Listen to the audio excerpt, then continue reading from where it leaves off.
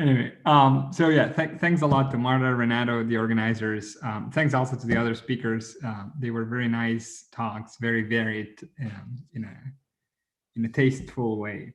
So thanks a lot. I'll finish this session by talking about Legendrian links and Legendrian fillings. And it's some kind of potpourri of a variety of papers I've written these last years. And all of these are actually this last year. So this is with Honghao Gao, Eric Zaslow. This is with the Gorskys and Jose Cimental. This is with Lenny Ng. This was on my own. And I'll also discuss work in progress with Daping Wang and Linhui Shen. So it's a variety of papers, and all of them come together. They all deal with a piece of what I'll be discussing. Please stop me at any point. It's the last session. At least here, it's like late enough that I'm happy to chill and just, tell you something that you find interesting. So just stop me, say, why is this useful? Or can you repeat that? And I'll happily do so. So let's maybe review a bit the basics of context topology. Caroline already stated a bit how the context structure in S3 looks like. In my setup, I'm mostly going to be thinking of S3, where you might remove a point. And the standard context structure looks exactly like that. And once you have a context structure in three-dimensional space, you can think about knots in it. And you mostly have two types of knots, those that are transverse to the context structure. So imagine something that goes in a way that the tangent vector is not contained in the contact plane field. But then you have the ones that I'll be discussing today, for instance, the x-axis, which are exactly those curves, embedded curves in R3, which are tangent to the contact distribution. There's many of them. And in fact, there's a way to study them quite diagrammatically, namely the picture that I drew over here. You can have a flying Legendrian, that's this blue guy over here, and you can either project, that's your choice, into the xz coordinates or into the xy coordinates. Either of these projections allows you to study that Legendrian knot as if you were doing smooth topology, as if you were doing just knot diagrams. Each of the projections has its benefits and its disadvantages. The from projection, where I just remember x and z, already recovers the entire Legendrian knot. That's very useful because you do not need crossings. On the other hand, the projection is going to have some singular points, these cusps over here, and that makes it a bit different because you need to deal with singularities. On the other hand, the Lagrangian projection, you need to put the information of the crossings, so not ideal. It's more like standard smooth knot theory. But on the other hand, it is quite easy to compute certain invariants, as I will explain in that projection. So punchline of this slide, think of R3, think of this nice context structure that we all know and love, and think about knots, where now we're going to impose that they're Legendrian, meaning exactly this condition over here, that the tangent space is contained in the contact distribution. Okay, so am I going to just study knots in R3 or just knots in S3 if I compactify R3 in a point? Not quite. I'm also going to be doing four-dimensional symplectic topology thanks to the notion of Lagrangian fillings. So what is a Lagrangian filling? By definition, what we do is we think of S3, which is here in the boundary, that's this sphere over here, as being the contact boundary of the four-ball. The four-ball is this thing full inside. So this thing in here is D4 with its symplectic structure, and we're going to take it to be the standard one, and even the Liouville field is going to be fixed to be the radial one. It doesn't have to be that one, but we can take it that to be. So now what we do is we ask ourselves the following question. If I give you the context 3 sphere and a Legendrian knot at the boundary, this is the Legendrian knot in here, does there exist a surface, that would be this fella, does there exist a surface which lies inside of the four-ball and bounds that knot? And the answer is, if you're thinking smoothly, that surface always exists. You can take the cipher surface of the knot and push it inside the four-ball. You can do whatever you want, easy to get that surface. But what if you ask that surface is Lagrangian? And as Luis already discussed exact Lagrangians, what if it's exact Lagrangian? And then the problem becomes much more interesting. And the answer is now, we don't know. It in general depends. So that's going to be the geometric setting of the things that I'll be discussing. And at any point, again, stop me if you have not seen that and you'd like some more reminders. What I decided to do here in these 4 facts is tell you 4 of my favorite things about Lagrangian fillings that make them be somewhat a bit special. So let me just read them for you. The first thing is, a Legendrian knot might or might not have a Lagrangian filling. This is in stark contrast with the smooth case. In the smooth category, if you have a knot in S3, it always bounds a smooth surface in the 4-ball.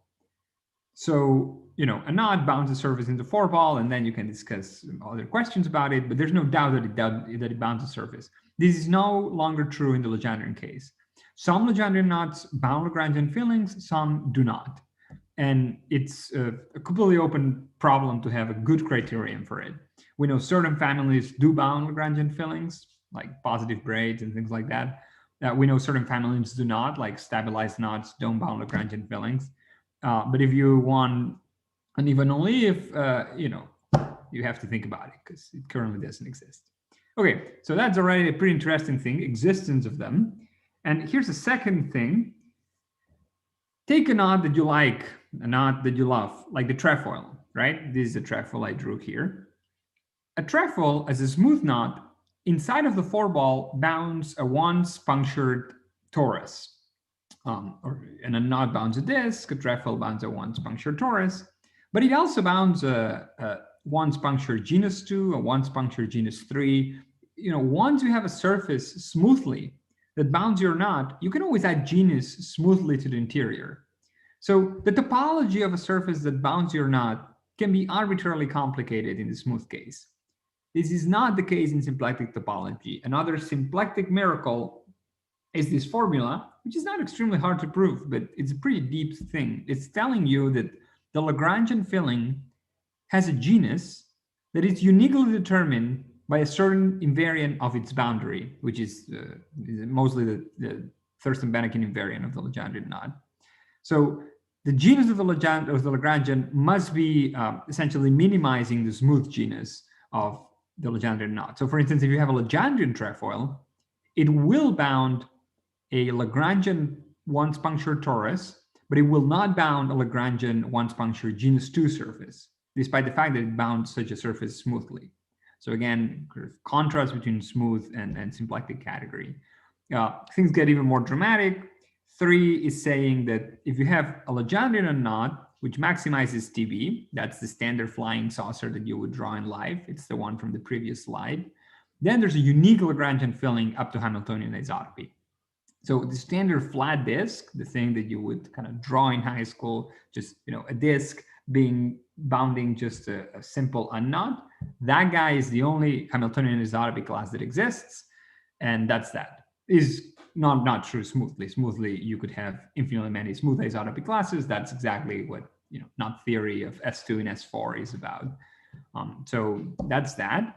And finally, you can do geometry and spend your life drawing diagrams and trying to imagine 4D things and then Lagrangian 4D things and whatnot. Or you can also just think in more categorical algebraic terms and say, what can four theoretical invariants or some kind of invariants that you have around symplectic invariants tell you about my Lagrangians? And in particular, exact Lagrangian fillings are the neatest, sort of the most geometric objects in the Rabb-Fukaya category of the 4-ball, stopped at this Legendrian over here. So if you want to think about Rabb-Fukaya categories, which Luis mentioned and Aloisio, I think, also kind of mentioned, because it's about the path space of the 4-ball relative to a certain Lagrangian submanifold, those objects in general are complicated algebraic things. They can be complexes, twisted complexes, but the geometry behind them is really just studying these exact Lagrangian fillings. And so you have four theory for them, so on and so forth. Okay, so I'm going to now move on. Are there any questions at this point?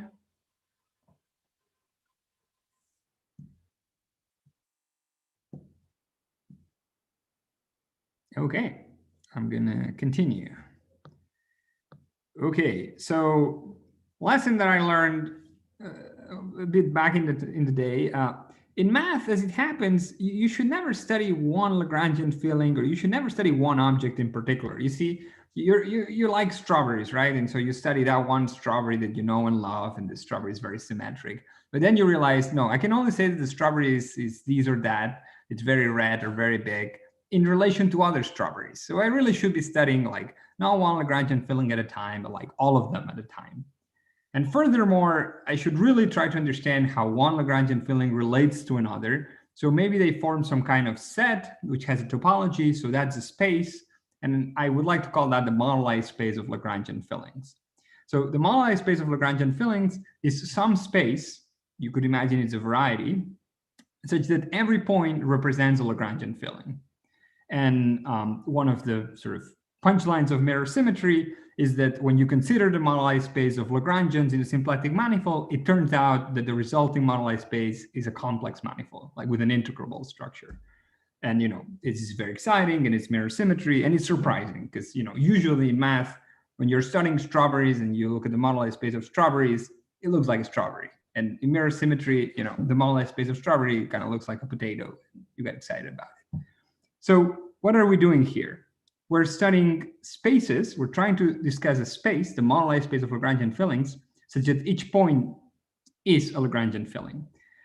In algebraic geometry, defining moduli spaces in a rigorous way has its sort of nuances with stacks, and you need to define properly what it means, coarse versus fine, stability conditions, whatnot. In Floor theory, we have kind of a shortcut, which is pretty useful. So let me tell you about it. What you do is the following: is given a Legendrian in S3, or think in R3, what you can do is define the Legendrian contact DGA, sometimes called the Chekhanov DGA. And this is a DGA very much defined in the spirit of Floor theory. Its generators are the rep chords. That should be the analog of, in Hamiltonian Floor theory, the generators are the periodic orbits. And then the differential counts some holomorphic strips. And you can prove, again, similar to del squared equals 0, that this is indeed a differential. And then there's some grading, which is respected by that differential. Now, you cannot just take the homology. So if you're doing symplectic, sort of closed symplectic manifold, maybe a spherical, you're going to have some Floor theory of a closed Lagrangian. And you can say, well, I'm going to take Floor homology. In the Legendrian world, which is when the boundary condition itself has a boundary, this does not work because you should be taking into account strips that have arbitrarily many ends at the bottom. So the strip goes from one rep chord to many on the bottom. And this is not linear. So that does not really define for you a complex for which you can take homology. You've never seen that. So you really need to be happy with the fact that you get a differential graded algebra and kind of shut up and work with it, because you're not going to get like an homology. So, okay, you say, fine, I have a DGA. So how do I understand that moduli of Lagrangian fillings in terms of this DGA? And here comes a pretty natural idea from algebraic geometry, coming from the spec construction, which is the set of points of an algebra A should be thought as, points over a ring R are just maps to that ring. So what you do is you just take this DGA A and you ask, okay, what are my maps to a ring R? Why is that at all useful for Lagrangian fillings? The answer is theorem. If you have a Lagrangian filling L, then it automatically induces, that's this statement over here. If you have a Lagrangian filling L, it automatically induces a map into the group ring of its first homology. And so you could say, well, look, let me look at all the maps from my DGA to this base ring, in this case, a Laurent polynomial ring. And then I'll just take that space, which algebraically I can define is a space of all maps to that base ring. And that's called the augmentation variety. And then you know that a Lagrangian filling gives you such a map. So then you're good. You know that all your fillings are now represented in this algebraic space. And then it could be that some of these maps don't come from Lagrangian fillings, and that does happen. But it's kind of it's a compromise. You took a shortcut to define a moduli space, and then you have to pay a price, which is, well, not every point really is a Lagrangian filling, but in some sense, kind of every point kind of it is. I mean, it's a whole story there about how you should interpret a point in the augmentation variety. So for now, just think that every point in the augmentation variety comes from a Lagrangian filling, kind of.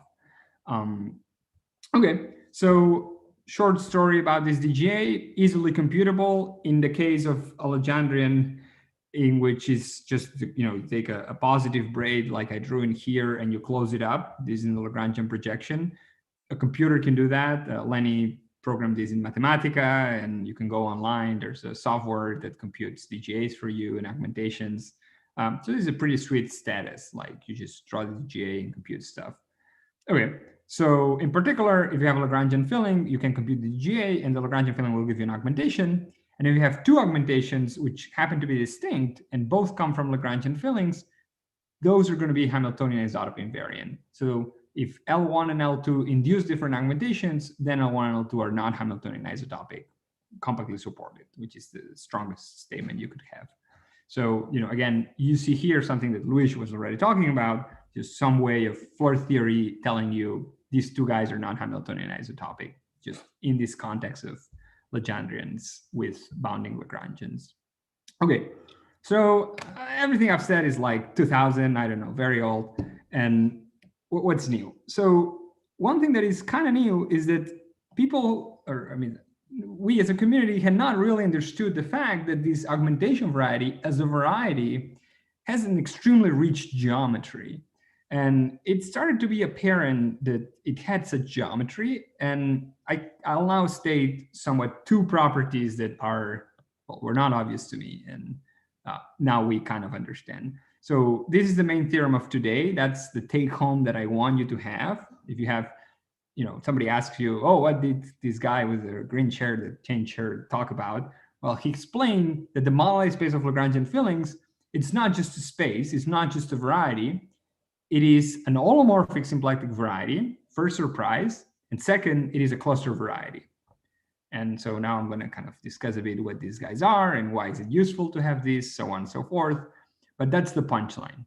The moduli space of Lagrangian fillings, which a priori is just some space, if you wish, some affine variety over the complex numbers, actually is symplectic. Furthermore, it's holomorphic symplectic over the complex numbers. And also, it can be given this structure called a cluster structure, which is a very particular property about the ring of functions that it has. Its ring of functions is a very specific kind of algebra, which you can actually work with very explicitly in combinatorial terms. Okay, so let me read the theorem. And the theorem I've stated in kind of the simplest possible case, which is somewhat reasonable, which is we're going to just deal with Legendrians, which are a positive braid here, and then you close it up. Or here also there's a positive braid over there, and then you just close them up in there. Okay, so let beta be a positive braid, and then you take lambda associated to beta. This is this length over here. The augmentation variety, which is this moduli space of Lagrangian fillings, is a holomorphic symplectic variety. If you've not seen holomorphic symplectic varieties, they're defined the same way as real symplectic varieties, except that now the form is an holomorphic 2 form, but it's the same, non-degenerate, closed, holomorphic 2 form. And in fact, a much more kind of deeper analysis is going on here. We have actually 3 different constructions, and I'm not going to cite the papers because they're all over the place. The first one was with the Gorskys. The second one is kind of Gao Shengwang, and the Sablov one is kind of also with Gao Shengwang and Lenny Ng, and it comes from a name square that we did maybe 2 months ago or something. So the point is those forms are out there or will be out there in the sort of upcoming future. And each of them is defined kind of very differently. And I'll give you an example in a bit. And each of these forms sort of comes from different goals. The Lie form comes from taking some traces of invariant forms in Lie groups. The cluster form uses the cluster structure, and the Sablov form uses what's called Sablov duality, which is essentially a Legendrian version of Seidel's isomorphism. The punchline would be that the self ohms, so the endomorphism ring of a augmentation in the augmentation category is actually recovering the homology of the Lagrangian filling if it comes from a Lagrangian filling. Okay, so we know how to construct these holomorphic forms. It's pretty funny. So I've had a lot of fun because the Lie form is obviously closed, and you have to sweat to show that it's non-degenerate. That was essentially, we wrote a whole paper sort of trying to explain why this was non-degenerate, and we proved it. On the other hand, the Sobolev form is obviously, no, we know it's non-degenerate. That's what Sobolev proved. But then you need to argue that it's closed. So, at the beginning I was thinking, oh, well, the Lie is obviously closed and it's hard to show that it's non-degenerate. The Sobolev is non-degenerate. So maybe I should just prove that they're the same. And this way I avoid, having to prove for each one of them that they're symplectic. This is obviously not the right way to do things in life. You should prove everything for everyone. These three forms are equally democratically valid. So we now know how to prove for each of them symplectic forms. And then afterwards, you show they're all the same. Okay. So second statement, this model I has a cluster structure, which I'll explain geometrically why, morally speaking. But a short definition of a cluster A variety, somewhat imprecise, is that up to a codimension 2 set, so you kind of remove some points of there, kind of birationally, you can build that space by a union of tori, so algebraic tori, C star to the top dimension, so the dimension of the augmentation variety. And furthermore, once you've kind of had these toric charts, think of an atlas of a manifold, except now the charts are the C star to the something instead of Cn to the something. Instead of C to the something. And what makes them cluster is that the transition functions between any pair of such tori must have a very standard form. There's some very specific rational functions which are given by some combinatorial data, which is essentially fixed at the beginning. So you just don't allow crazy transition functions. They must satisfy some very specific formulas, which is what's called a cluster mutation. So if you've seen that, great. And if you haven't seen it, it's pointless for me to talk about 10 minutes about this with no aim. So again, punchline of today, this model space of Lagrangian filaments has an holomorphic symplectic structure, and it is a cluster variety. Are there any questions on the statement? Can I ask one? Yeah. About one, is it also interesting to think about the complex structures, or that's kind of standard, like the hyper? So you could now think about hyperkiller structures, but just to be precise, these varieties are non-compact. So these are affine varieties inside of CN. So the correspondence between holomorphic symplectic structures and hyperkiller structures works very well in the compact case, but in the non-compact case, you have some issues about completeness of the metrics. So you just have to be careful of that. You can still talk about these in some neighborhoods. But what I would say in brief is, yes, it is interesting. Those guys are given as subsets of Cn. So, depending how you present your form, this is going to be some subset of Cn. So the integrable complex structure given just by the rep chords, that's there. And that's easy. What's not so obvious is whether there's some integrable system in there. In some cases, we kind of know it. There has to be by non-abelian Hodge. And then it's kind of highly non-obvious where those other structures come from a symplectic viewpoint, like from the Legendrian viewpoint. So it is interesting that, there's possibly some other holomorphic structures in that variety, which are not just the ones given as an affine variety of Cn. But we currently don't know how to sort of access those. Does that make sense, Luis? Yes, thank you. Okay, so one thing, the cluster structure, can you describe also geometrically with some geometric notation from? Yes, that's 2 slides from now. Is it okay to wait? Renato? Yes, I can wait. Okay. So I'll mention 2 applications in the next 2 minutes, and the last 2 minutes I'll explain where this cluster business is coming from. And if you want examples or something, you can ask them later. There's some slides with that too. So what are 2 applications that I kind of enjoy? The first one is the cluster structures can actually be used to distinguish Lagrangian fillings in a very efficient way. So if you have 2 Lagrangians, each of them actually will give you a cluster. I'll explain briefly how this happens. But roughly speaking, the C star to the something is just H1 of the Lagrangian with coefficients in C star. It's just local systems on the Lagrangian. So if you have two fillings L1 and L2, and you study what clusters they give in the augmentation variety, and those clusters are different, then the Lagrangians are different. But because the cluster structures from an algebraic viewpoint, from kind of people from algebra and combinatorics, know very well how to study them, we really have a good grasp on clusters. And one thing I kind of proved, which I don't know, I was really, really happy about, because I really, it was a kind of a paradigm shift for me, because I did not understand that this was the standard thing, and it is the standard thing. So I proved the following, is actually almost every Legendrian knot that has a Lagrangian filling, for instance, almost every one that comes from a positive braid closure, actually has infinitely many Lagrangian fillings. And the intuition came from the fact that the cluster structure in their augmentation varieties had infinitely many clusters. So it had infinitely many such tori. So this is very much in the spirit of Renato's thesis, right? Where you think about CP2 and the wall-crossing structures, and then you say, well, the Markov quiver has infinitely many chambers. There should be infinitely many Lagrangian tori. And then Renato like does his magic and gets them for you. So this is kind of the same thing. The augmentation variety has infinitely many clusters many times, and then you have to go and you do your magic to show that indeed there are fillings that give you those clusters. But in particular, something that's kind of interesting to me is a very simple application of that. Take the 4-ball. So this is the 4-ball. Attach a handle, a Lagrangian 2 handle along a Legendrian knot. Suppose the Legendrian knot is something as simple as the NM positive torus knot. So take NM and take NM to be large enough, something like 3.6 or 3.7 or 4.4, something which is not like 2.2, not half link or something like that.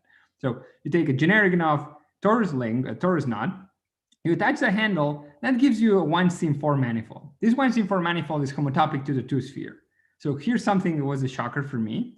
This Weinstein 4 manifold, which is just, from a topological viewpoint, S2, has infinitely many classes, infinitely many Hamiltonian isotopy classes of surfaces of higher genus. And it has, for instance, if you take something like the 3.7 torus knot, it's going to have no Lagrangian spheres, no Lagrangian tori, no Lagrangian genus 2, so on, until you get to Lagrangians of genus 3. And then there's going to be infinitely many exact Lagrangians of genus G, all in distinct Hamiltonian isotopy classes, and all smoothly the same. So this is a kind of a dramatic symplectic phenomenon. And I'm just going to use the last 30 seconds instead of talking about the second application to answer Renato's question. What is the sort of moral truth of this cluster structure? Although, it's not true. It's just true up to many technical details. So a way to think geometrically about these cluster structures is using the notion of Lagrangian skeleton. So you have your Legendrian here. This is your Legendrian. And then what you want to answer is the question, what is a good Lagrangian skeleton for C2, so the 4-ball? I want a Lagrangian skeleton of the 4-ball relative to this Legendrian lambda. So what I'm asking is, okay, we all know what the Lagrangian skeleton of a Weinstein manifold means, or at least that's something that's been talked about a lot. But what about the Rab-Fukaya category stop somewhere? What's the right notion of skeleton for the Rab-Fukaya category stop at the Legendrian? And my suggestion is that it's something like that. It's like you take a Lagrangian filling, and then you add a bunch of stuff to it. In this case, you add a disk here, and then you add a disk here in the complement.